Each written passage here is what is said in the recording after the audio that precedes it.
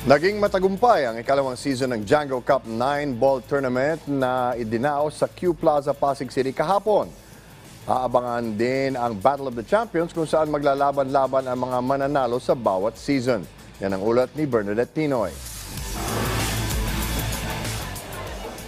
64 na manlalaro ang nagtigisan ng galing sa ikalawang season ng Django Cup 9-ball tournament na idinaos sa Q Plaza Commercial Center sa Pasig City. Itinanghal na kampiyon ang 14 na taong gulang na si Nilbert Ramos matapos talunin si Efraim Cruz sa score na 9-8. Ayon kay Filipino World Pool Champion Francisco Django Bustamante, mahalaga na nabibigyan ng plataporma ang mga amateur players upang maipamalas nila ang kanilang husay sa natural sport.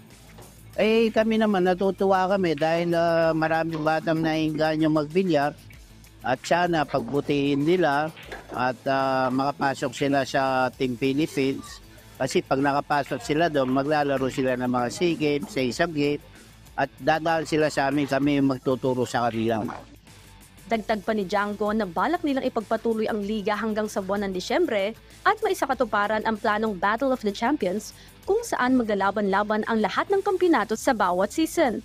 Lubos din nagpasalamat ang Django Cup Season 1 champion na si Charles David Ladiana dahil nagsilbi siyang inspirasyon ng mga bagong manlalaro sa torneo. Natutuwa po ako dahil nakikita ko po sila na kagaya ko po na may pangarap din po sila na gusto po nilang matupad na mag-champion rin po.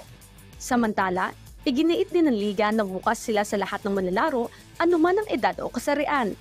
Wala namang puyat sa lalaki o sa babae po. Basta meron kang sport. Sa ngayon ay hindi pa naisa sa pinal ang detalye kung kailan at saan gaganapin ang Battle of the Champions. Bernadette Tinoy para sa Pambansang TV sa Bagong Pilipinas.